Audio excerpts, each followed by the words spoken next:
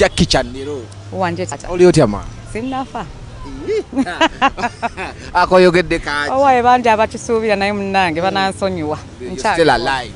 I'm still standing. Still standing? Yes. That's someone's song title. It's someone's song title. Me no like you. Do you don't like me? No matter what, I'm still standing. Ntegedde okogedde ne mmanya gy'ogwa kati. Gwe Jackie Chan. Era obiyingidde wabigassegasseemu, for example, why? Soka tugendeko mugundi twaviiriddwako muyimbi munnammwe. That's Evelyn Lagu. Yes. It's my deepest condolences to her family because Eva alwanye nnyo. It was a very long battle, first and foremost, and even from before, when I was out of the country still, ngasina koma, I kept watching her here and there.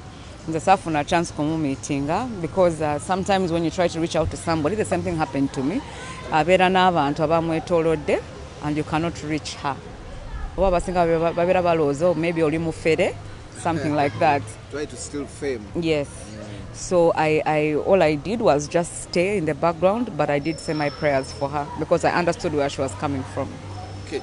Tugendeko kati mu industry ebitambula eno wiiki yonna okuva weya ku Friday battle tetwakulabako ku battle. Nali busy. I was working. Nganonya sente. Manye ndi hustler. Tewalimu mu ggwanga wali ludda wa? Nedda, I was in the country. I was around, but I was at the same time when everything was happening. Nga nina show nange. Manyi nokuchapa ebi nokugattagatta. Naye gwe ku biwalawe byagenda maaso ekintu wakiraba otya? First and foremost, I'm very proud of both artists. They put up the best that they could. So I'm proud of that. I'm happy for that. Gwe mukunabe yo olaba battle yali yatambula etya? You're happy for them but yatambula etya okusinzira ku performance walaba ono yakola bino biki? Nebyola ku social media. I'm not gonna pick picking any negative thing or wrong thing that came out of the battle because buli muyimba akola mistake. Nebobanga rehearsing emirundi 15 otuka ku main stage and then you make a mistake. So I'm not gonna pick out on that. Sigenda chikwata konti ono yakola kino ono yakola kiri. I just know they did their best. But ngolaba ni yakira ko munna ni yasinza mukumanya. Teri kusisa kuchogerako echo because oyino kumpa categories. Ndio kenkugambe if it's dressing, if it's vocally, if it is this. Ozebulungi tutandikire ku dressing. Ani yasinga. Sina gwensobola kugamba yasinga because one person dressed according to her audience and her yenga wali omulala yayambalanga ali muyimbi naye nga mukazi mufumbo. Yes. Then stage appearance. Ani yasinga commanding a stage. Ananga chikulu oyina engeri gyoyagala nkube emisumali naye nga nze nganze. You see, stage appearance is not just about engeri gyoyimirira ku stage.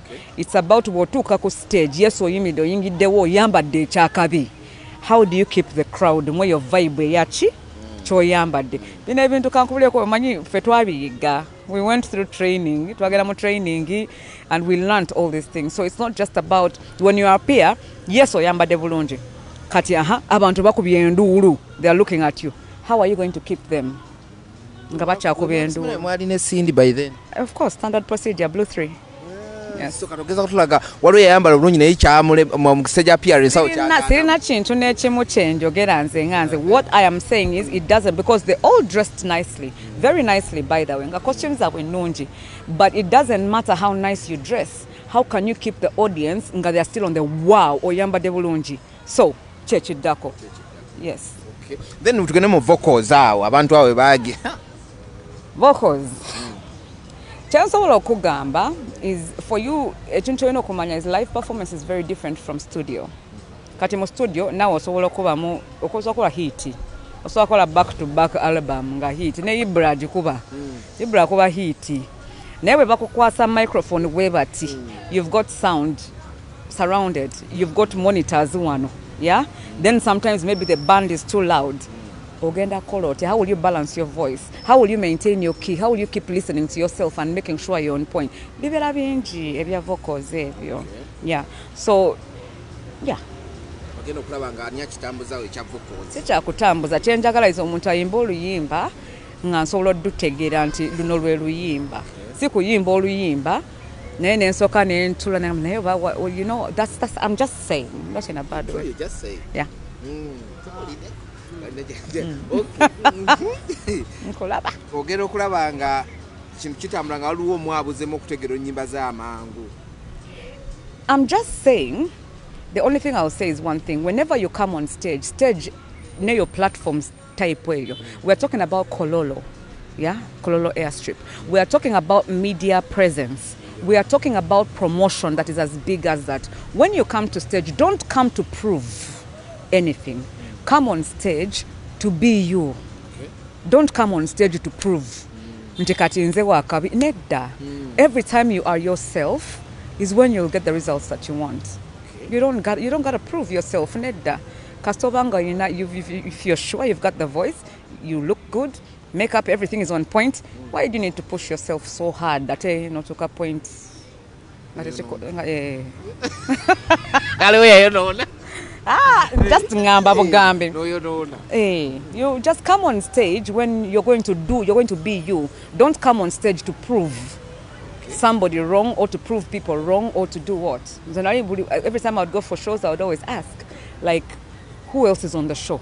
Ngabangamba Kamiri, Bobby Wine, what ngaba ha, never Saja, never King. Bano never bayimira bwe batingate bayina cheba koze. Kati ngenda kola anti anenga mumanyi. I don't have the power these people have. Chengendo kola kambe, let me just be Jackie Chandiru. Okay. That's it. You went through it. Yeah. Okay. Tutunulira wano nti Blue 3 mwali basatu. Yes. Ahadi mabega kawo nga bakubuza on iPhone and Nokia nogamba iPhone yo yabula kati wekwatira ka Nokia ko ne charger battery. Nina ka Nokia wabulonzi jukiza nina ka Nokia kange mnaye kankuvulireko. Nasemba kachalinga kugundi ku COVID or before COVID. Kati charger nebula. So this whole time obedda ntambulira kwa your battery. Chokange eri ku 1 bar. Oso chikiriza. Kagwako muliro. Air supply. Kati iPhone yalabaji. iPhone ncharge nonya nakubira bali nabakwano bange mu CMI awo nembagamba ban tracking ile gundi simu. They are still tracking it. What's your gula buguzi ndala? Anenda sagala. Your iPhone ina attachment. Kwagaruka kakosigaze ka Nokia yako. Kansigaze Nokia. Entambo zacho kati mwanfunye mutya. Temwankubidde simu mbadde ne Nokia. Yeah. Mwali basatu. But one of the three of you are normal alinga aina anga eri Cindy. Wetumulaba the acts byakola nesa je yisamu ni waba ayogera kuba twamulabyeko nga ayogera our reasons ze ate nga tuli era ne mu kugoba Cindy mu Blue 3 yayina mu omukono. What really happened ekyatuusa Lilian Mbabazi okubanga ina that hatred ku Cindy? So let me ask you, why do you interpret it as hatred? No, don't stammer. Ndagala ombulira amazima. Why do you interpret it as hatred? Someone does. The word someone brings Kati for you, we're no quarter bracket you. No gamba anti your hatred.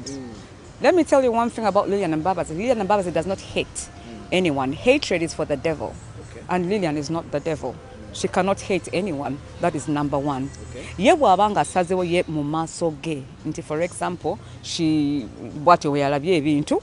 That is her opinion. Everybody is entitled to their opinion. Now in your opinion you chovola ba umbuziza wachi wali your hatred ne kungaba hatred, where have you picked that from? Yes. So No, I personally don't believe. I believe everybody is entitled to their own opinions when it comes to this is like this is like that.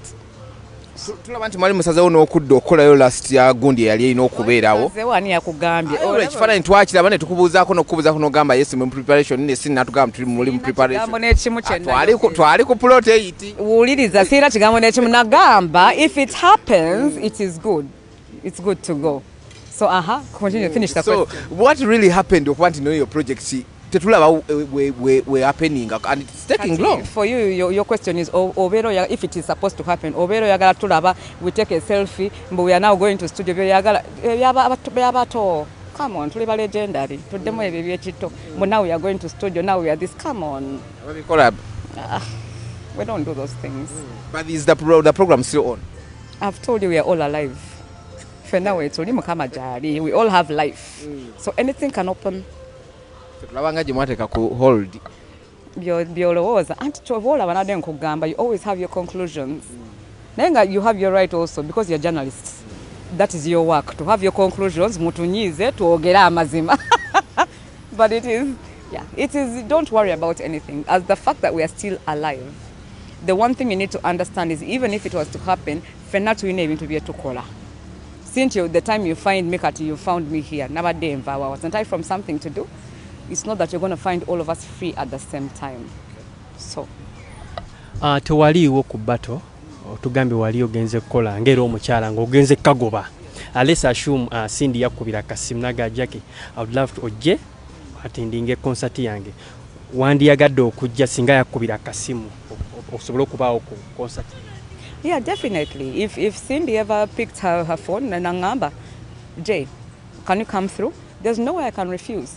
Nandi vude on a jendi because I was a bit far. Nandi vude, what if it needs me to take a bike? If I've given you my word, I would be there. Because if she did that, then it was necessary for me to be there. But if she didn't do that, either way, I personally believe she didn't even need any of us there. Yes.